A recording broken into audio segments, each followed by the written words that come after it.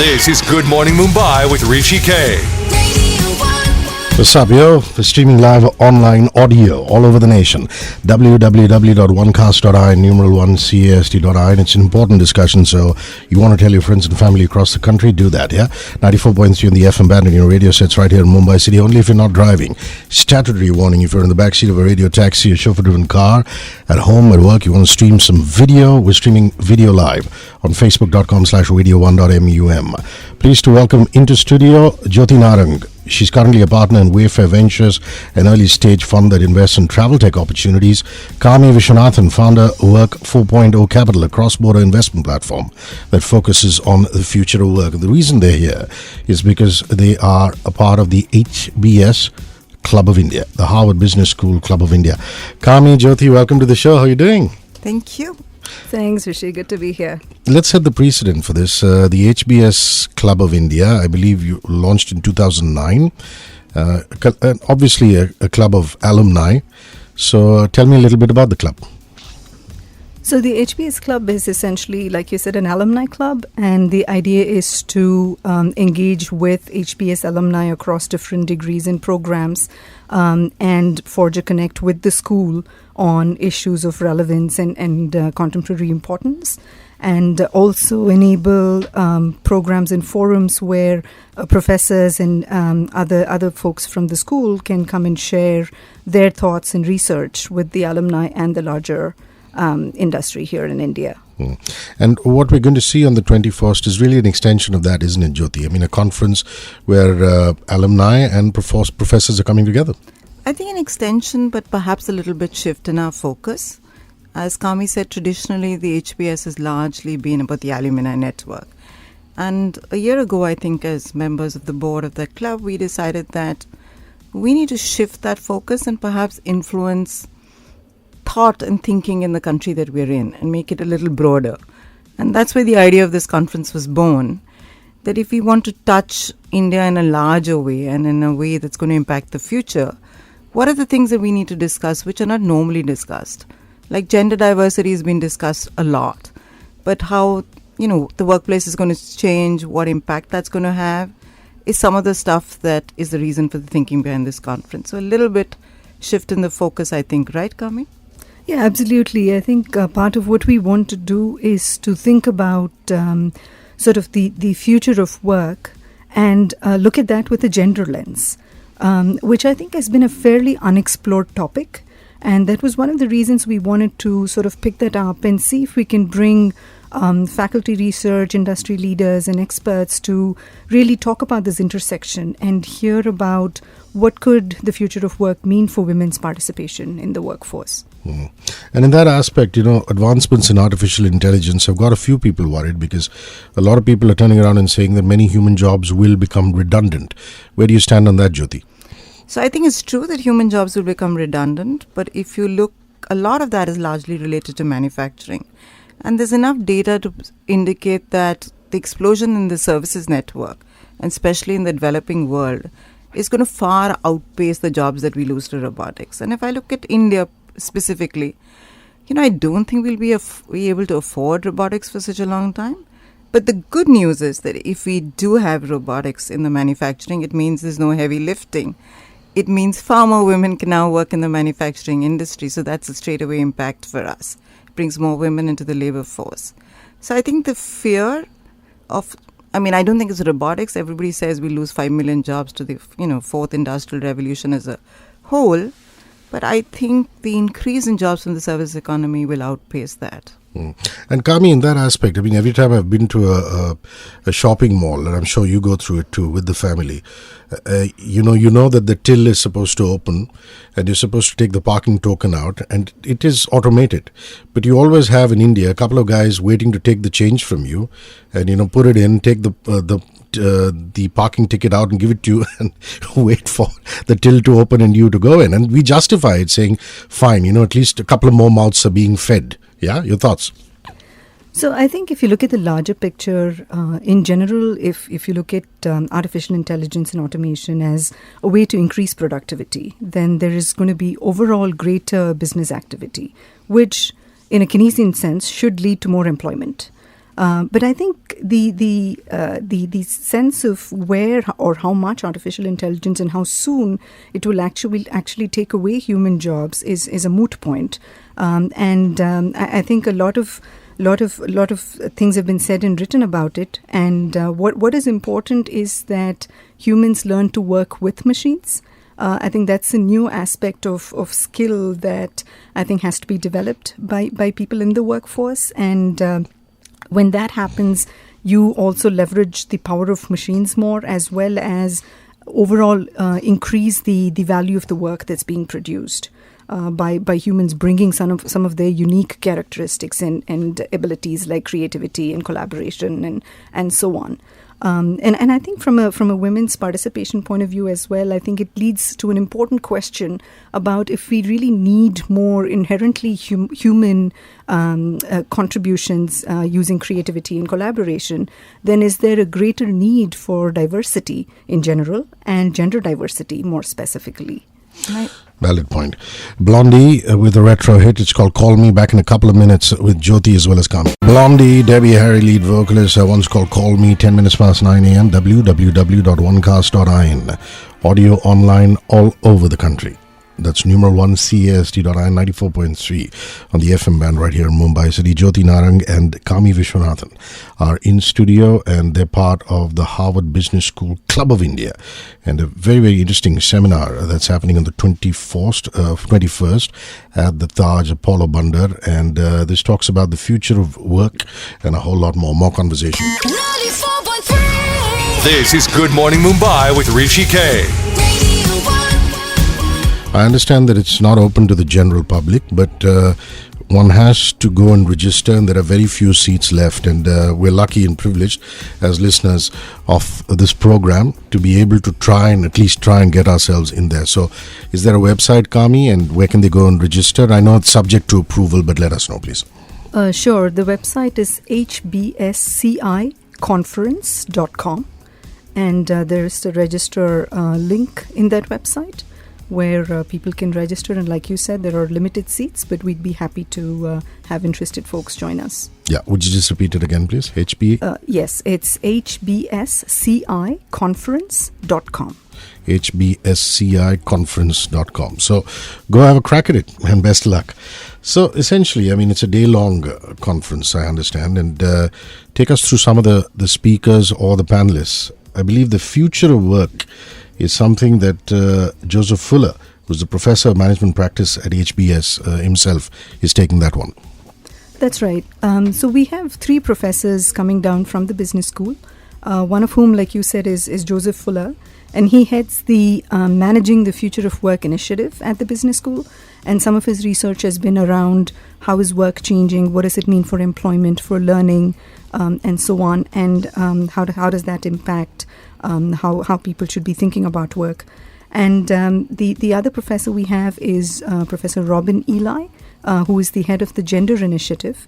And Robin has a variety of research interests, and most recently led the Life and Leadership After HBS study.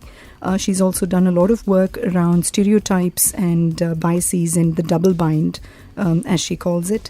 The third professor we have is Lakshmi Ramarajan. Her work is revolved around gender identity. She works closely with Robin on the Gender Initiative. Mm-hmm. And the changing nature of work and what it means for women's participation. Rekha Menon moderates. She's chairman and senior managing director at Accenture. And in terms of panels, you obviously have people who can really add value. So would you take us through a couple of the panels, please? Sure. So when we will start the day talking about how the changing nature of work might impact women's participation. And so Rekha Menon, the chairman of Accenture India, will be moderating that, and Rekha's work and Accenture's work around defining what the changes could be and how that might impact different industries, I think, would be very relevant in that session. Paul Rohrig, who is the head of the Cognizant's Future of Work Center of Excellence, is also on that panel, and he's also authored a book on what to do when machines do everything. So he's an expert on artificial intelligence and how that will impact the workplace. And he will obviously bring that perspective to the discussion. We also have a couple of folks from industry who will weigh in on how the changes in the nature of work will impact non-tech sectors. And what it will mean from a talent point of view. What will organizations look for in people in the future? Will that be the same as what it is now, or will that be different, and so on? And there is representation from the media in the form of Ipsita Dasgupta, who's President Strategy and Incubation at Star India on that particular panel. And of course, Ganesh Natarajan is Executive Chairman, founder, 5F World, rounded up with Anjali Bansal, founder of Vana Capital. And immediately after that, there's a Gender Report and Future of Work Report 2018. Lead us through that particular session, please. Sure. Jyoti. Okay, I think McKinsey's actually done a lot of work last year on that, and this is the result of a lot of stuff that they have done. I think it's not the only organization that has done this, and I don't want to share too much of that since they're going to share that at that conference. But we are hoping that it neatly ties up subjective opinions with academic research, and the sum total of that will give an idea of what's going to happen not only in the world, but what it's going to work for specifically in South Asia. And the intent is that everything that's happening in the world is not necessarily relevant to India. So we want to start off the whole day with a broader discussion of what's going to happen in the world, and then narrow it down to what's going to happen in India. And then the last bit is going to be about how do you take the learnings of the day and actually take it back to your organization. So we're going to have a facilitated session which will get the people in the room to keep thinking, if this is going to happen, what do I need to do? Like Kami mentioned, if there was going to be changes in AI, it's going to lead to an explosion in the demand for data scientists. And where data scientists are concerned, it means a lot more women need to go into the STEM field. And therefore, what do Indian colleges need to do to encourage women to go into engineering and, become data scientists? So I think it leads. The Anu session from McKinsey is one bit of that pie that's going to start in the morning. Yeah, so for those of you who do manage to register and get approved, Anu Madgaonkar is partner McKinsey Global Institute, and she tables the Future of Work Report, the Gender Report, and Future of Work Report 2018. We're going to go into La Isla Bonita by Madonna and then some messages, so you're not going to hear us for the next 10 minutes. But when we return with Jyoti as well as Kami, I'm happy to read out any of your messages. If you have any questions, feel free to let us know. It's 99677-43943. That's our WhatsApp number. It's easy to remember. 943 is our frequency, 94.3. So 99677-43943, or on Twitter or Facebook. You can go onto the search bar. You type HRISHIKAY. I'll pop up. You could tweet out with your name, post in the timeline inbox on Facebook with your name, and facebook.com/radio1.mum. See you in a bit. 94.3. This is Good Morning Mumbai with Hrishikesh. Welcome back. How are you doing? www.onecast.in, online audio all over the nation. 94.3 on the FM band and your radio sets right here in Mumbai City. And only if you're not driving, statutory warning. We're now streaming some video live on Instagram at HRISHIKAY. A one-day conference as part of the Harvard Business School Club of India showcases the latest research from HBS and Harvard University faculty, draws from industry leaders, representatives of global organizations, regulators, and social enablers. The target audience obviously is CEOs, senior decision makers. Jyoti Narang and Kami Viswanathan from the HBS Club of India are here, and they're hand-holding me through the conference, and most importantly, a discussion on the future of work. Now, let's really talk about the growth of the freelancer or gig economy. A lot of people will turn around and say it's expanding organizational walls, but at the other end of the spectrum, I gave you a classic example. A few years ago, we used to have a dedicated resource who used to come in here and take music off traditional physical devices like a CD or a record and transfer it onto our system, and that has just gone because we don't need that anymore. How do you view the gig economy, Kami? So I think in India particularly, I think we are seeing several factors which will contribute to the gig economy growing.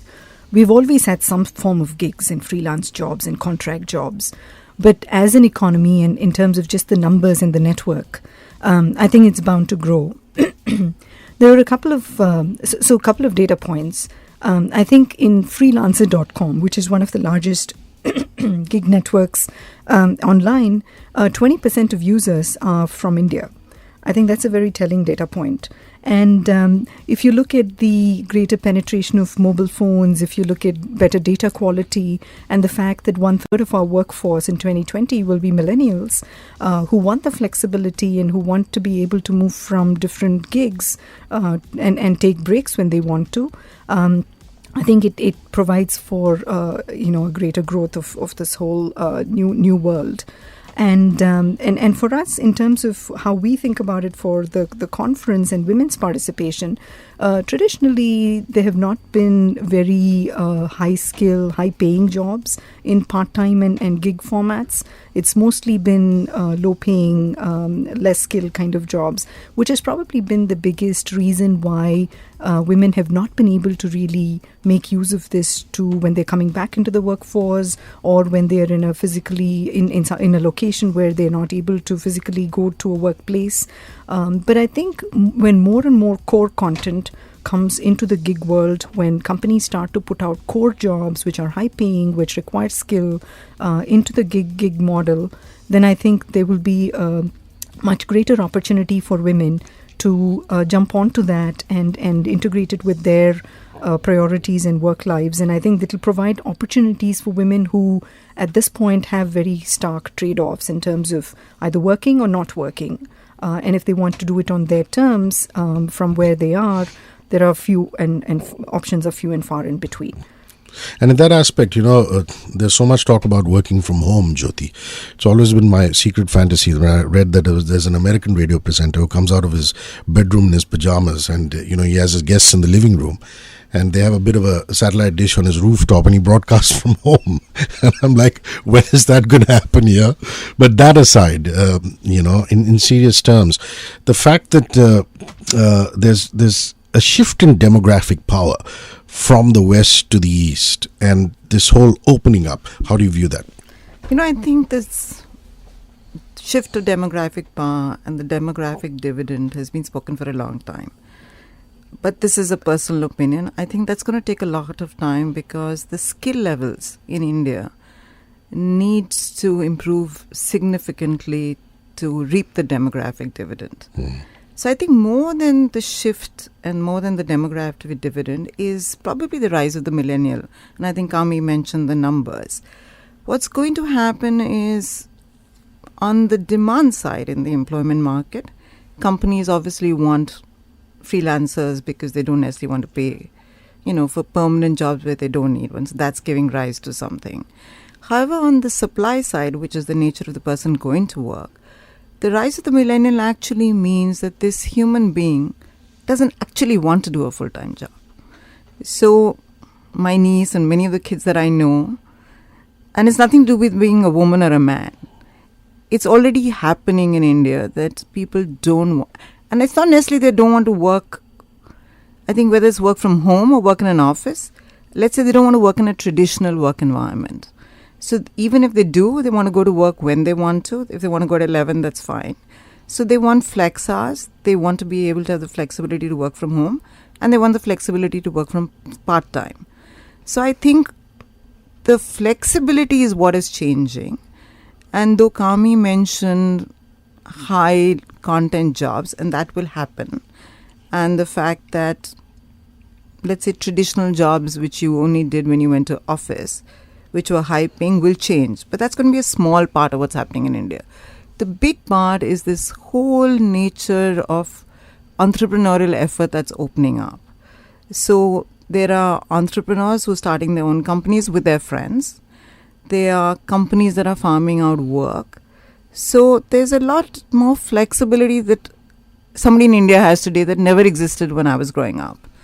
And it means that I can actually, as you say, work in my pajamas, but I can actually also go to a co-working place and take something and work. And there's this whole rise of co-working places in India, which are not necessarily full of entrepreneurs.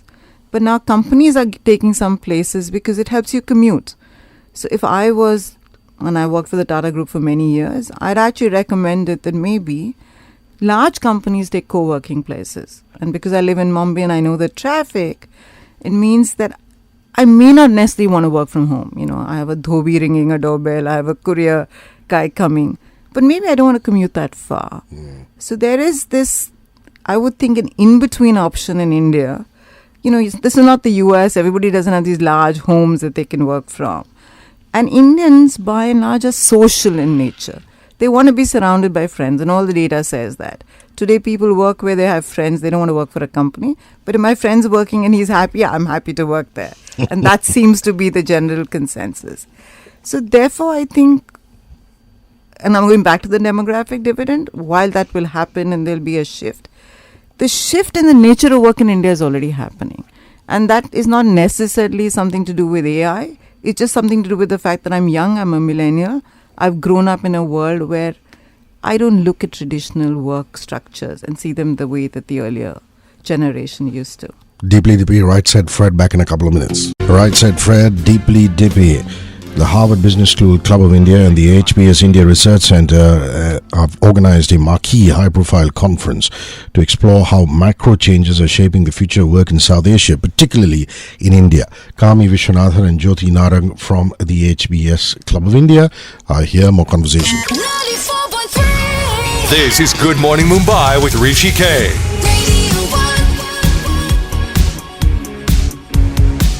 There's also an interesting session here on the leadership challenge, enabling levers for change. Let's talk about that one. Kami. Sure.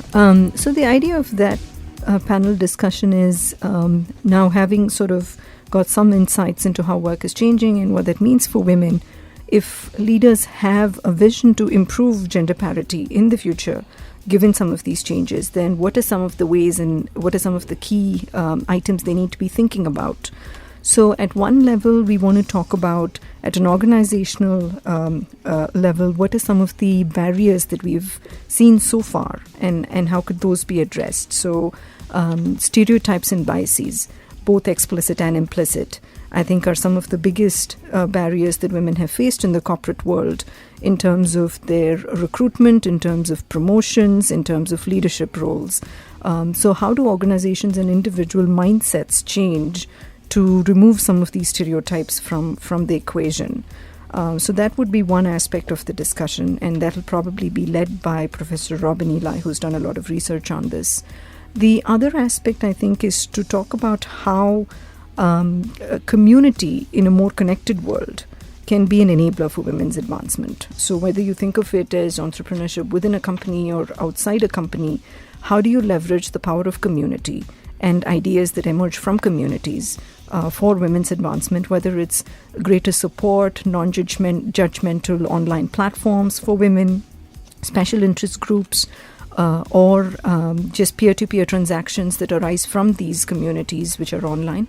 How does that enable women to have a voice, to be more connected with other women, and to actually move the needle in terms of workplace participation? The third aspect, I think, would be education. So given some of these changes and the new types of learning needs that everyone would need to have, and women in particular, and Jyoti mentioned STEM education, women have always been participating less in STEM fields historically, and how does that change? And how do women enable themselves to succeed by picking up the right skills, and how can that be a lever for women's advancement? And the whole idea of continuous and lifelong learning. You need to consistently reskill yourself to stay relevant in jobs which are themselves changing. So aspects like that, I think we will be discussing in that discussion. So I think that's going to be a very interesting way to sort of wrap up what the day's discussions have pointed out. Yeah, you're right. This whole reskilling thing really fascinates me. The fact that you want to fit in, you do that. You reskill yourself. Also, the fact that the concept of retirement itself has changed. I mean, no more are we talking about 25 to 60 being the work life. Jyoti. That's a great thing in the West. But in India, I think what needs to be done, at least for a generation which is older, is not necessarily reskilling, because you still have jobs to create for the young people. I think it's all about mentoring, and how does the generation that has built India mentor the new generation. That's an important part of reskilling. But to me, skilling is far more important than reskilling as a requirement in India. And I'm hoping that this conference brings up so many of these things, which will also perhaps not lead to policy changes, but open up. See, the discussion on gender diversity in India has always been, and largely in the world, always been restricted to, gender bias, stereotypes, what do we do, how do we empower more women. These are all current problems. Some of these may not even hopefully exist in the future. As men change, as their understanding of women changes, I'm hoping some of these problems disappear on their own. But what's important, as Kami said and you said, is to skill this generation for what is going to happen. And therefore, if we highlight that this is what the future needs, and STEM is one example of what the future needs, but this ability, let's say a skill to survive in an environment where, you're 24/7 on, and you're talking to somebody, an American somewhere in the world, you're on a conference call in the middle of the night, you're working from your laptop on the beach somewhere. How do you emotionally actually upgrade yourself to stay in this connected world, to be able to work with anybody in the world, to work on a project, get off that project, work with a new set of people? This requires a certain some people call it creative, conceptualization, whatever you call it. It needs a certain kind of mental skill. And these are the skills that we need to develop. And hopefully, and maybe because I'm a woman, I'm talking like this, I think research again shows that women are much better at creating consensus, driving some of these emotional skills that are needed. And therefore, while it's important to reskill and continuously change yourself, in India, I think the need is to skill the current generation for what's going to happen. And you have the Skill Development Council, and you have a lot of vocational stuff. But I think what we are missing out is we are looking at the past. I don't think we're necessarily, even in the educational institutes, and Kami mentioned that, looking at the future and saying, if I need this, what is happening? IITs, and of course, are one aspect, but what are some of the skills that we're imparting to the young people that they can actually not only cope, but prosper in this new world of connectedness? Wonderful. Ladies, thank you very much for rolling by. And just before you leave, Kami, just the website again for people to have, go through some essential reading. Sure. It's hbsciconference.com, and it has a list of the speakers and agenda and all of the other details. Again, it's hbsciconference.com. Cheers. Have a good day. Thank you for rolling by. We had fun too.